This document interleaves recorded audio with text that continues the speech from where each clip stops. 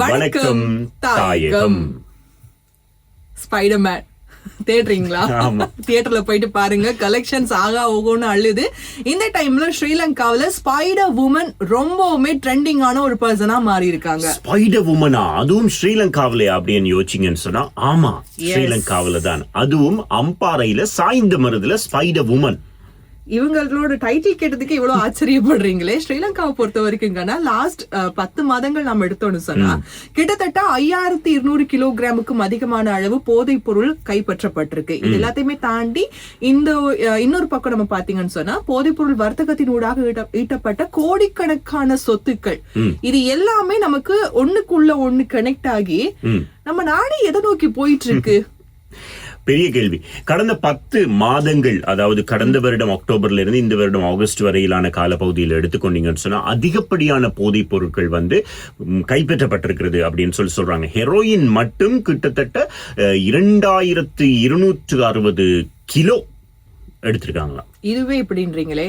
Ice போதைப் பொருள் 2653 kilogram கைப்பற்றி இருக்காங்க. அதே நேரத்துல கொக்கைன் 293 கிலோ கணக்குல கைப்பற்றாங்க அப்படின்னு சொன்னா நம்ம நாடு என்ன ஒரு போதைப் பொருளுக்கான ஒரு வர்த்தக பிரதேசமா அப்படின்ற ஒரு கேள்வி வருதா இல்லையா? இப்ப நம்ம நியூஸ்ல எல்லாம் கேட்கும் போது மில்லிகிராம் அளவு வச்சிருந்தாரு, கைப்பற்றினாங்க கிராம் கணக்குன்னு. அது கொஞ்சமா சேர்ந்து லாஸ்ட் 10 மாசத்துல மட்டுமே கிட்டத்தட்ட 5000 கிலோவுக்கும் அதிகமானதுன்னு சொன்னா 5000 கிலோ கைப்பற்றப்பட்டிருக்கு.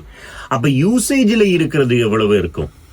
அப்ப யோசிச்சு பாருங்க, இவ்வளவு போதைப் பொருள் எங்களுடைய நாட்டுக்குள்ள புழக்கத்துல இருக்கு அப்படின்னு சொல்லி. இந்த பிரச்சனைகள்ல இருந்து நாங்க மீண்டு வர வேண்டுமாக இருந்தா வீட்டுல இருக்கக்கூடிய பெரியவங்க, பிள்ளைகள் பற்றி, அவங்க இளைஞர்கள் பற்றி கொஞ்சம் அவதானிக்க வேண்டும். ஏதாவது ஒரு பார்ட்டிக்கு போறாங்க இல்லைன்னு சொன்னா ஏதாவது ஒரு ஃபேஸ்புக் பார்ட்டி அப்படின்னு சொல்லி கூப்பிட்டு போவாங்க. இந்த மாதிரி போற இடங்கள்ல டிஜே பார்ட்டிகள் நடக்கும். அந்த மாதிரியான இடங்கள்ல ரொம்ப அவதானமாக இருக்கணும். இப்போ போதைப் பொருள் எல்லாம் வித்தியாசமா கடத்துறதுக்கு முயற்சி பண்ணாலும் கூட அது எல்லாமே எப்படியும் பிடிச்சிடுறாங்க. ஆனா இந்த போதைப் பொருள் வர்த்தகத்துல ஈடுபடுறவங்க இருக்காங்க இல்லையா, என்னப்பா படம் எல்லாம் இவங்களை வச்சு எடுத்தா சும்மா வசூல் அந்த மாதிரி அள்ளும் போல இருக்கே, அந்த மாதிரி எல்லாம் பண்றாங்களான்னு நம்மளே ஆச்சரியப்பட வச்சிருக்காங்க. அவங்கதான் இலங்கையை பொறுத்த வரைக்கும் ஸ்பைடர் வுமனாக இப்ப அழைக்கப்படக்கூடிய ஒரு பெண். நாங்க சொன்ன மாதிரி அம்பாறையில சாய்ந்த மருதுல ஒரு பெண். இவங்க கொஞ்ச காலமாகவே போதைப் பொருள் விற்பனையில ஈடுபட்டு இருந்திருக்காங்க.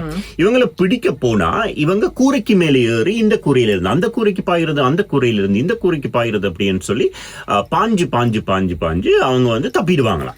இவங்க போதைப் பொருள் வர்த்தகத்துல ஈடுபட்டது மட்டும் இல்லாம இந்த மாதிரி பண்றப்போவே உங்களுக்கு கொஞ்சம் தோணி இருக்கணும், மேடமும் அதுக்கு கொஞ்சம் அடிக்ட் ஆயிருக்காங்க அப்படின்னு. அதனாலதான் அவங்களுக்குள்ளேயே ஒரு ஃபீல், நான் ஒரு ஸ்பைடர் வுமன் அப்படின்னு பறக்க ஆரம்பிச்சிருக்காங்க. ஆனா இவங்களை பிடிக்கிறதுக்காக போலீஸார் ரொம்பவுமே கஷ்டப்பட்டு இருக்காங்க. ஆனா மாறு வேஷம் எல்லாம் போட்டுட்டு போய் தான் கடைசியா பிடிச்சிருக்காங்கன்னா பாருங்களேன். அதுவும் இவங்க பிடிபட்டு இருக்க மாட்டாங்க. பாயிர நேரத்துல கொஞ்சம் ஸ்லிப் ஆகி கால் தவறி கீழே விழுந்து கால் உடைஞ்சு போச்சு. பாருன்ற மாதிரி.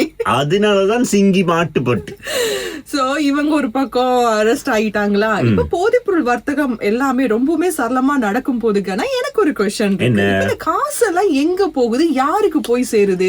அதுக்கெல்லாம் அது மாத்தி கருப்பு எல்லாத்தையும் வெள்ளையா மாத்தி ஏதாவது ஒரு சொத்தை வாங்கி எங்கேயாவது பதுக்கி இருப்பாங்க. இந்த மாதிரி பதுக்கலான்னு மட்டும் நினைக்காதீங்க. ஏன்னா இலங்கையை பொறுத்த வரைக்கும் 2021 ஆண்டுல இருந்து ஒரு கேஸ் நடந்துட்டு இருந்ததுல இப்போ அதுலயும் ஒரு லேடியை தான் அரெஸ்ட் பண்ணிருக்காங்க. அவங்க கிட்ட கிட்டத்தட்ட 5 கோடிக்கும் அதிகமான சொத்துக்கள் இருந்திருக்கு. அது அத்தனையுமே சட்டத்துக்கு விரோதமாக போதைப்பொருள் வர்த்தகத்துல ஈடுபட்டு அதன் மூலமாக பெறப்பட்ட வருவாயில அவங்க ஈட்டிய சொத்துக்கள் அத்தனையுமே முடக்கி இருக்காங்க. கொழும்பு 14 சேர்ந்த 53 வயது இருக்கக்கூடிய ஒரு பெண் இவங்க தான் பிடிபட்டால்.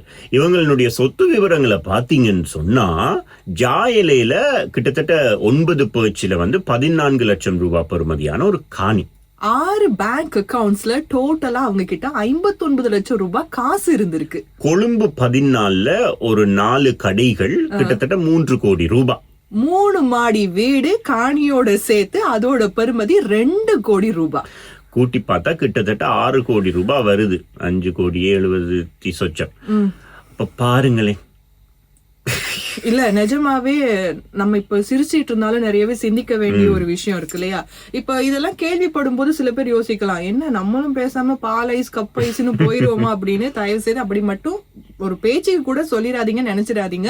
ஏன்னா 2021ஆம் ஆண்டுல இருந்து இவங்க மேல கேஸ் பதிவு பண்ணி அது ஃபுல்லாவே விசாரிச்சு இப்ப இவங்க குற்றவாளின்னு நிரூபிக்கப்பட்டதால சொத்துக்கள் எல்லாம் முடக்கப்பட்டிருக்கு. 53 வயசு ஒரு லேடி, யோசிச்சு பாருங்களேன். அந்த வயசுல அவங்க எவ்வளவு சந்தோஷமா இருக்க வேண்டிய ஒரு வயசு. இந்த மாதிரியான சட்டவிரோதமான முறையில போதைப்பொருள் வர்த்தகத்துல ஈடுபட்டு வாழ்க்கையை நீங்க தொலைச்சிடாதீங்க. இந்த செய்திகள் எல்லாமே ஒவ்வொரு நாட்கள்ல வெளிவந்தாலும் கூட எல்லாமே ஒன்னோடு ஒண்ணு கனெக்ட் ஆகுது இல்லையா? இந்த போதைப்பொருள் வர்த்தகத்தை தடுக்கிறதுக்காக நிறைய திட்டங்கள் நம்ம எவ்வளவுதான் மேற்கொண்டாலுமே அது எல்லாமே ஏன் சக்சஸ் ஆகாம இருக்கு அப்படிங்கிறது கொஞ்சம் கூட புரியவே மாட்டேங்குது. இதுல நிறைய பிரச்சனைகள் இருக்கலாம், சில சட்ட சிக்கல்கள் இருக்கலாம், சில நிர்வாக சிக்கல்கள் இருக்கலாம். இது எப்படி இருந்தாலுமே இதிலிருந்து ஒரு பெரிய ஒரு தீர்வு எங்களுக்கு தேவைப்படுது. சோ என்ன தீர்வு எதிர்காலத்தில் எடுக்கப்படும் அப்படிங்கறத பொறுத்திருந்து பார்க்கலாம். ஏன்னா போதைப்பொருள் வர்த்தகத்துல ஈடுபடுறவங்களுக்கு அவங்க குற்றவாளின்னு நிரூபிக்கப்பட்டா மரண தண்டனை வழங்குறதுக்கான ஆலோசனைகள் எல்லாமே நடந்துட்டு இருக்கு. வெளிநாடுகள்ல பாத்தீங்கன்னு சொன்னா சில நாடுகள்ல இந்த மரண தண்டனை வழங்கக்கூடிய வழக்கமும் இருக்கு. இலங்கையை பொறுத்த வரைக்கும் அதுவும் சாத்தியப்படுமா இல்லையான்றது தெரியல. ஏன்னா நாம எதாவது ஒரு சட்டத்துக்கு எதிரான நடவடிக்கை எடுக்கிறதுக்கு முயற்சி பண்ணாலே அங்கால மனித உரிமைகள் அப்படிங்கிற ஒரு குழு இருக்காங்க, அவங்க முன்னுக்கு நிப்பாங்க. இது எல்லாத்தையுமே சமாளிச்சு எல்லாத்துக்குமே ஈடு கொடுக்கக்கூடிய வகையில ஒரு விஷயத்தை கொண்டு நடத்துறதுன்றது சாதாரண ஒரு டாஸ்க் கிடையாது இல்லையா? ஆமா, அதனால இதுக்கெல்லாம் ஒரு நல்ல தீர்வு வரணும் அப்படின்னு சொல்லி நாங்களும் எதிர்பார்க்கிறோம். நீங்களும் அது தொடர்பாக கொஞ்சம் அவதானமாக இருந்து கொள்ளுங்கள் அப்படின்னு சொல்லிட்டு நாங்க விடைபெறப்போம். சரி, இதுல நாங்க 3 விஷயம் சொன்னோம் இல்லையா? ஸ்பைடர் உமன் சொன்னோம், 5000 கிலோகிராமுக்கும் அதிகமான போதைப் பொருள் கைப்பற்றப்பட்டிருக்குன்னு, அப்புறம் போதைப் பொருளால வாங்கின சொத்து. என்ன நியூஸ் கேட்கும் போது நீங்க ஆச்சரியப்பட்டீங்க? எனக்குன்னா ஸ்பைடர் உமன் தான். உங்களுக்கு எது அப்படிங்கறத கமெண்ட்ல சொல்லுங்க. அங்க நியூஸ் போயிட்டு இருக்கு. வணக்கம் தாயகம்.